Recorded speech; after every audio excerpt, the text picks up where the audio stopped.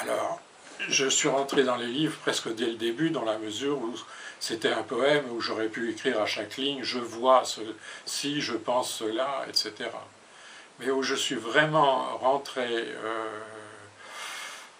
vraiment, dès le premier livre hermétique de 1959.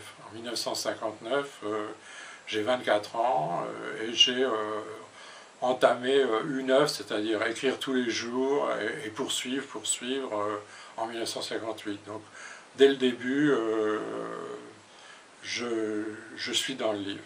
Mais j'y suis de façon cubiste, de façon éclatée.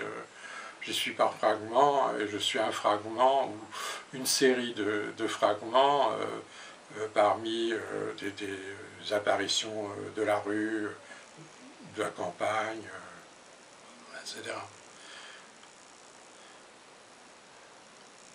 Et vraiment le jeu est le plus développé, le moins allusif, c'est peut-être Autobiog Dream 75, écrit en 1975 et publié par Hachette Paul en 1980, ou bien Fan et les Nuées, un très long livre que j'ai écrit de 75 à 76, mais que j'ai retravaillé avec beaucoup d'ajouts jusqu'en 1980, et qui a été publié par Hachette Paul en 1981. Alors là, c'était vraiment un journal daté, c'est-à-dire beaucoup plus étant référencé, ou référencié, pardon, le moi est beaucoup plus peut-être réel que ce que j'appelle fragment pour la période antérieure. Donc en 1975, j'ai 40 ans. J'hésite pas à parler des sujets enfin vraiment les plus brûlants, les plus dérangeants, comme l'alcool, etc. Les deux, autobiographiques et autofictionnels. Mon alibi, puisqu'on pourrait me taxer de narcissisme, ce qu'on fait du reste de moins en moins. Mon alibi serait, je ne suis pas le premier à sortir un tel alibi, c'est que l'écrivain doit rendre compte d'une expérience. Il est évident que cette expérience, c'est la sienne. Enfin, l'écrivain doit transmettre une expérience personnelle, et il est évident que expérience et personnel, c'est un pléonasme. Sauf qu'un savant qui rencontre une expérience, à savoir la manière dont une goutte d'eau coule le long d'un plan, cette expérience a un côté universel, alors que lorsque l'écrivain dit « je me lève, j'ai plus ou moins mal au foie », etc., c'est particulier. Mais cette dialectique du particulier et de l'universel me bouscule, me prend en étau depuis des dizaines d'années. Et du reste, il y a quelques instants, bon, je suis obligé de... quelques instants, qu'est-ce que j'avais dit exactement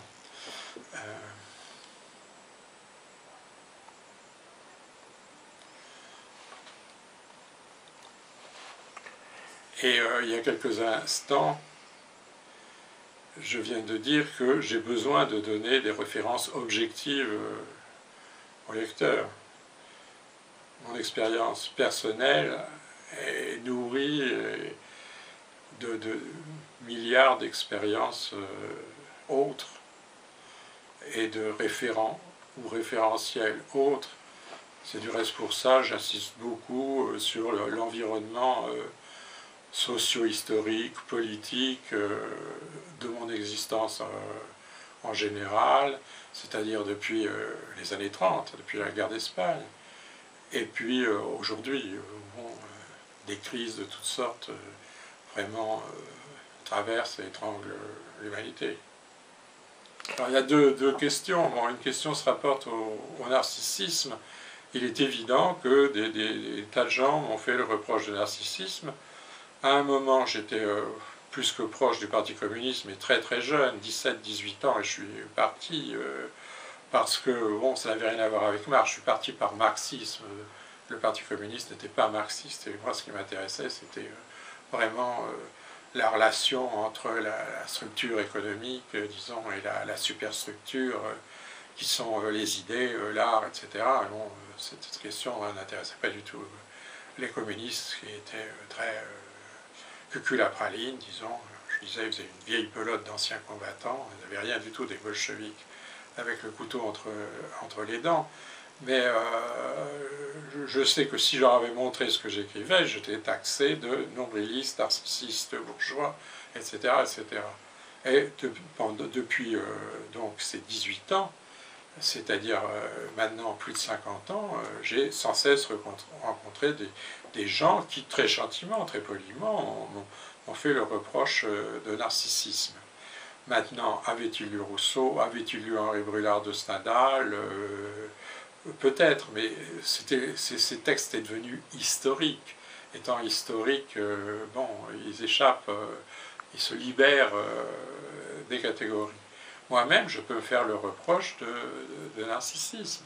Mais lorsque vraiment j'arrive à saisir la fibre, une fibre d'une réminiscence ou d'une perception, à ce moment-là, je me sens universel. Et je me dis que j'ai eu raison d'affronter ce reproche de narcissisme. Alors, ça c'est une chose. Et question très proche, la question du roman. Il se trouve qu'à l'heure actuelle, le genre roman qui était mort en tant que tel, qui était mort esthétiquement, ne l'est pas du tout commercialement, et c'est même quasiment toute la littérature. Chacun sait qu'on ne lit presque plus de poésie, et que les essayistes n'ont pas de préoccupation véritablement littéraire. Donc on continue à dire bon, que la littérature existe, et la preuve c'est qu'il y a beaucoup de romans. Mais ces romans n'ont pas justement la complexité des œuvres littéraires, que ce soit du roman comme Balzac et Stendhal, disons, ou de l'autobiographie comme Rousseau ou Chateaubriand.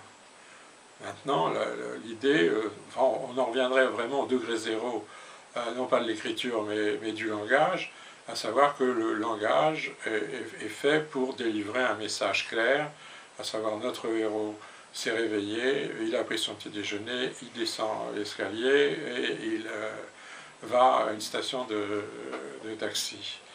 Et en gros, le lecteur de roman est un peu le spectateur d'un film, d'un téléfilm ou d'un feuilleton.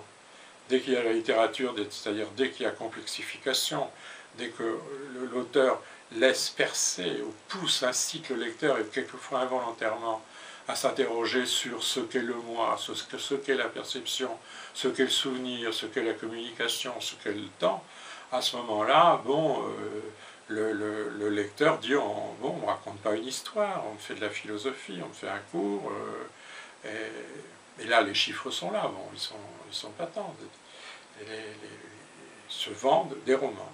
Alors dans les essais, il y aurait maintenant toute une émission à faire peut-être sur les essais, quels sont les genres d'essais, est-ce que c'est de l'idéologie, est-ce que c'est du document. Du reste, c'est très intéressant. Vous avez des essais qui sont en quelque sorte de l'idéologie, de la croyance, etc. Mon islam, pouvoir dire, je ne sais pas, une treilleuse de vache du Poitou, mais et puis le document, à savoir, ça y est, j'ai été prisonnier des talibans pendant 13 jours et 2 nuits, et voilà, à ce moment-là, on se précipite là-dessus. À ce moment-là, c'est plutôt un roman.